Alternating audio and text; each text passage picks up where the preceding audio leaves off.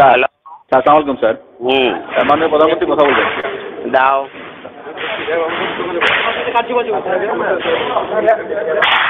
Hello hello, হ্যাঁ, কি অবস্থা? মাননীয় প্রধানমন্ত্রী, আসসালামু আলাইকুম। এখানে বিডিআরে বিদ্রোহ হয়েছে এবং আমার মনে হয় পরিকল্পিতভাবে এই সরকারকে হেয় করার জন্য করা হয়েছে এবং দাবি কিছুই নাই, শুধু যে আর্মি অফিসার চাই না বিডিআর, এইটুকুই দাবি। হ্যালো, না তোমরা এমনি আছো কেমন? সব ঠিক আছে? আমি আছি দরবার হলে, আমার অফিসারদের সহ আমাদেরকে ঘেরাও করে গুলি করছে ওরা। আমাদের অস্ত্র নাই, এই জন্য আমরা জবাব দিতে পারছি না।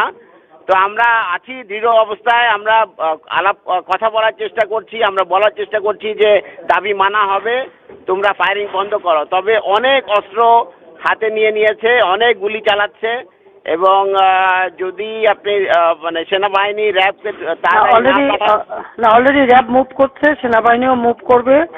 আমরা এই মেসেজ ওখানে পৌঁছে যাওয়ার কথা যে র্যাব এবং সেনাবাহিনী র্যাব চলে যাবে ওই সেরকম ওই দিক থেকে 2-3 সাইড থেকেই লোক চলে যাবে, 3 গেট থেকেই লোক যাবে, আর্মিও যাবে, র্যাবও যাবে। এটা যাবে। তোমরা একটা কাজ করাতে পারো যে কোন রকম ছবিগুলি যারা করাচ্ছে তাদের ছবিগুলি তোলা। আমরা এটা নিচ্ছি আপা, আমরা ভীতু না, তবে আমরা যেহেতু অস্ত্র নাই এবং ঘিরে ফেলেছে, এই জন্য আমরা এই অবস্থায় আছি। আপনি যত দ্রুত পাঠাবেন তত তাড়াতাড়ি পরিস্থিতি আমরা সামাল দিতে পারবো। যাচ্ছে, কিন্তু আবার মানে অন্যরকম ক্রস ফায়ারিং না হয় সেটাও দেখতে হবে। না অবশ্যই এটা হবে না, আমরা এটা নিশ্চিত করব এবং আমরা বলছি যে দাবি সব মানা হবে, তোমরা ফায়ারিং বন্ধ করো। শুধু কারা কারা করতেছে তাদের দিকে একটু ছবিটা নিয়ে রাখা দরকার। জি আপা, ও আসছিল গুলি করতে আমাকে, ও হয়তো সেই মুহূর্তে করতে পারে নাই, আমার একদম গায়ের মধ্যে টাকা দিয়েছিল এসএমজি। Any casualty? নো, এখন পর্যন্ত আমাদের জানা মতে ক্যাজুয়ালিটি হয়নি আপা, বাট হতে পারে, কারণ যে পরিমাণ গুলি চালানো হচ্ছে তাতে মনে হচ্ছে যে ক্যাজুয়ালিটি হতে পারে। আমি দেখি হেলিকপ্টার পাঠানোর চেষ্টা করছি। আর আমরা সাহস হারাচ্ছি না, আপনি দোয়া করবেন। জি, আমি ট্রুপ যাচ্ছে এবং হেলিকপ্টার পাঠাচ্ছি। ধন্যবাদ, ধন্যবাদ। দর্শক, আপনারা বুঝতে পারছেন যে হাসিনার ধূর্ত অবস্থান, র্যাব মুভ করছে, সেনাবাহিনীও মুভ করছে, সে হেলিকপ্টার পাঠাচ্ছে এবং তার কথোপকথন আপনারা বুঝবেন যে সে মোটামুটি জানতো যে কি হচ্ছে এবং সে দেখুন, সে বলছে যে কেন ক্রস ফায়ার না হয়। একে তাদের হাতে অস্ত্র নাই, কিন্তু তারপরেও হাসিনার যারা খুনি তাদেরকে রক্ষা করার জন্য সে কিন্তু তৎপর। এই লাইনটি যদি লক্ষ্য করেন, যেন মানে পাল্টা গুলি বা ক্রস ফায়ার যেন না হয়, সে তাদেরকে রক্ষা করতে চায়। এবং অবশ্যই মানে স্যালিউট করার যোগ্য মেজর জেনারেল শাকিল, যিনি এই গুলি শব্দের মধ্যে বসেও তার যে মনোবল এবং তার যে দৃঢ় অবস্থান যে শুধুমাত্র অস্ত্র নাই, খালি হাতে এই পরিমাণ গোলাগুলির মধ্যে অস্ত্র হাতে, উদ্ধত অস্ত্র হাতে একটি বিশৃঙ্খল মানে বাহিনীর মাঝখানে বসে তিনি যে দৃঢ়তার সঙ্গে কথা বলেছেন, আমরা আসলে তাকে স্যালিউট করি, আমরা তার বিদেহী আত্মার শান্তি কামনা করি।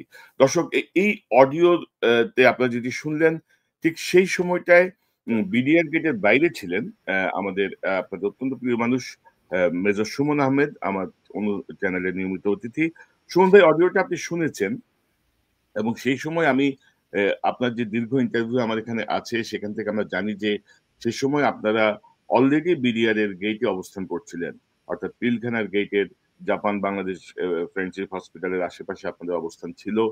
এই অডিওটাকে আপনি কিভাবে বিশ্লেষণ করবেন বা আপনার পর্যবেক্ষণ কি অডিওটা নিয়ে? আসসালামু আলাইকুম। এই ধরনের একটা কনভারসেশন বা কথাবার্তার কথা আমরা জানতাম পরবর্তীতে।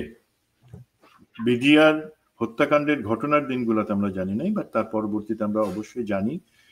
এখন আমরা একটু ফিরে যাই যে সেই সময়টাতে কি ছিল। 25 তারিখ সকালে যেই সময়টাতে আমি ধরে নিচ্ছি কনভারসেশনটা হয় বা হয়েছে, সেই সময়টাতে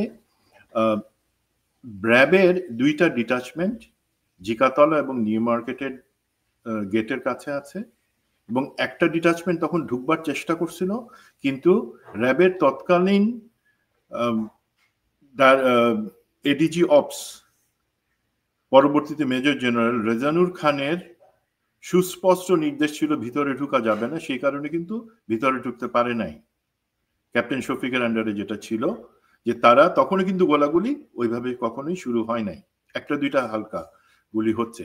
এবং নিউ মার্কেটের গেটের দিকে কিন্তু মেজর জসিমের নেতৃত্বে আর্টিলারির যেই কোম্পানিটা সেটাও অবস্থান নিচ্ছে। আর আমরা তখন জিকাতলা গেটের সামনে ফোর বেঙ্গল আমার কোম্পানি আমরা অবস্থান নিচ্ছি। তো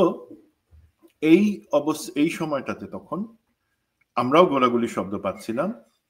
এবং আজকে যদি আপনি আমাকে অ্যাসেস করতে বলেন, যদিও আমরা সেই কনভারসেশনটা তখন জানি না যে হচ্ছে, প্রথম কথা কমান্ড লেভেলের দিকে যদি তাকাই, পতিতা শেখ হাসিনা তার সাথে তার কাছে কিন্তু তখন পাশে বসা গণভবনে যমুনাতে তার পাশে বসা জেনারেল মঈন আহমেদ, দেন অন্যান্য আর্মি হেডকোয়ার্টার আছে CGS major general Sinai Jamali, একটা সিদ্ধান্ত নেওয়ার জন্য যেখানে জেনারেল শাকিল নিজ মুখে বলছেন যে, এবং আমরা শুনতে পাচ্ছি মুহুর্মুহু গুলি হচ্ছে, সিপাহী সেলিম রেজা তারকে হত্যার জন্য সাবমেশিন গান এসএমজির কথা উনি যেটা বলছেন সেটা নিয়ে তার পর্যন্ত চলে এসেছে, তার বুকের কাছে এসে গুলি করবার সময় নিজে থেকে অজ্ঞান হয়ে পড়ে গেছে। এবং জেনারেল শাকিল বলছেন যে গুলি আসছে, এবং আমরা জানি পরবর্তীতে সেই সময় বাইরে থেকে এই যে দরবার হলের কাছের জানালা এবং দরজাতে প্রতি শয়ে গুলি করা হচ্ছে। তো এই মুহূর্তে যেখানে কমান্ড লেভেলে সবাই, জেনারেল মঈন আহমেদ উনি শেখ হাসিনার পাশে বসে আছেন, এবং আর্মি হেডকোয়ার্টারে chief of general staff general Sinai Jamal ওনারা আছেন, ওনারা যদি আমাদেরকে আদেশটা দিতেন। এখন প্রশ্ন হয়, এবং আমি এটা বারবার করতে যাবো না, চেইন অফ কমান্ড হিসেবে আমাদেরকে কাজ করতে হয়, যেহেতু আমরা জানতাম না, অন্য অনেকে হয়তো জানতেন যে ভিতরে কি হচ্ছে। তো সেই পরিস্থিতিতে ইন্টারভেনশন, আমরা ঢুকে গেলে পরে আমাদেরকে আদেশ দেওয়া হলে আমরা সবাই ভিতরে ঢুকতাম।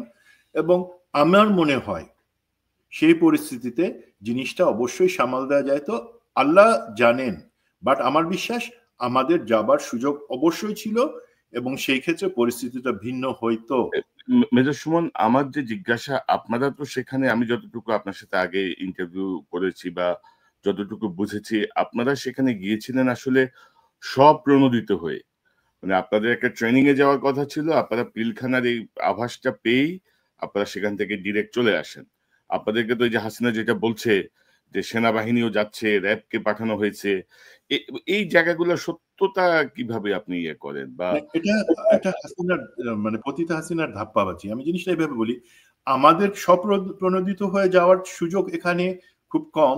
যেটা হচ্ছে 46 ব্রিগেড কমান্ডার ব্রিগেডিয়ার জেনারেল হাকিম উনি বলেছিলেন যে এমন একটা জিনিস শুনছি, বাকি আমি এখনো পরিষ্কার কিছু জানি না, বাট তোমরা জানো। জেনারেল হাকিম কিন্তু সবসময় শেষ পর্যন্ত চেষ্টা করছিলেন মিলিটারি ইন্টারভেনশনে আমাকে অনুমতি দেওয়ার চেষ্টা করছিলেন, বাট ওনাকে আটকায় দেওয়া হয়েছিল।